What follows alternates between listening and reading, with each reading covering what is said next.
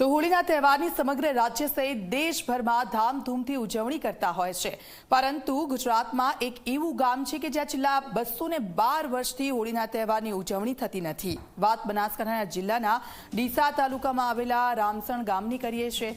આ ગામને પૌરાણિક નામ રામેશ્વરથી પણ ઓળખવામાં આવે છે। એવું કહેવામાં આવે છે કે ભગવાન શ્રી રામે અહીંયા આવીને રામેશ્વર ભગવાનની પૂજા અર્ચના કરી હતી। ઐતિહાસિક રામસણ ગામમાં વર્ષો પહેલા હોળી પ્રગટાવવામાં આવી હતી, પરંતુ અચાનક હોળીની આગ ગામના અનેક ઘરો સુધી પહોંચી ગઈ અને તે બળીને રાખ થઈ ગયા હતા, જેના કારણે ગામના લોકો ડરી ગયા હતા। ગામમાં હોળીના દિવસે કેમ આગ લાગી તે અંગે તપાસ કરતા જાણવા મળ્યું કે આ ગામના રાજાએ સાધુ સંતોનું અપમાન કર્યું હતું, જેનાથી સાધુ સંતોએ ક્રોધિત થઈને રાજાને શ્રાપ આપ્યો હતો કે હોળીના દિવસે આ ગામમાં આગ લાગશે, જેના કારણે હોળીના દિવસે ગામમાં આગની ઘટના બનતા તે દિવસથી હોળી પ્રગટાવવામાં નથી આવતી।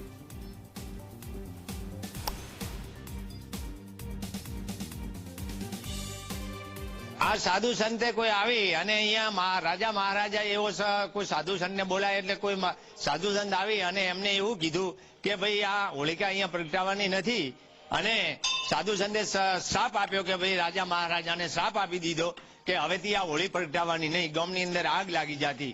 આગ તો લગભગ લાગી ગણો ને 50 જગ્યાએ અગ્નિ પ્રગટ થઈ જતી।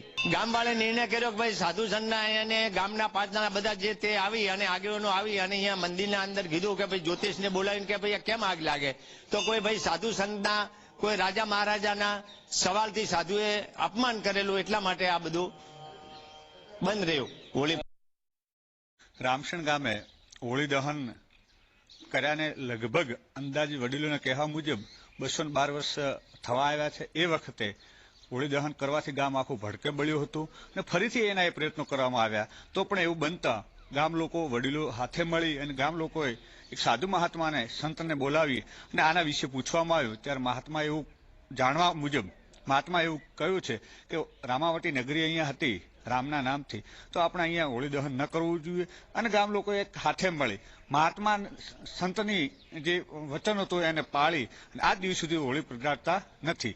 અને વિશેષ એનાથી બીજે દિવસે એટલે ધૂળેટીના સવારના લોકો ખૂબ અહીંયા મોટી સંખ્યામાં ભેળા થાય, ખૂબ રંગે ચંગે આની ઉજવણી કરતા હોય છે તહેવારની। અમારે ગામમાં હોળી પ્રગટા નથી। અમારે 200 પહેલુંની મને યાદ છે, મને જોયું નથી કરી। હોળી પ્રગટા આવે તો ગામમાં હળગી જાય છે, એટલે આ રામનો વાસો છે, રામસણ ગામ છે, એટલે હોળી પ્રગટા નથી। અમારે આજુબાજુ ગામ છે, અહીંયા ગોળીઓ અધિક પડે છે, એ હોળી પ્રગટાવે છે, એ દર્શન કરે છે। આ રામનો વાસો છે રામસણ ગામમાં। અમારા રામસણ ગામે અમે હોળી પ્રગટાવતા નથી, કારણ કે અમારા ગંઢિયા કહે એ યાદીથી અમે અમને યાદ છે ને મારા જન્મ તો અમે હોળી અમારા ગામ મોટા ગામમાં અમે જોઈ જ નથી।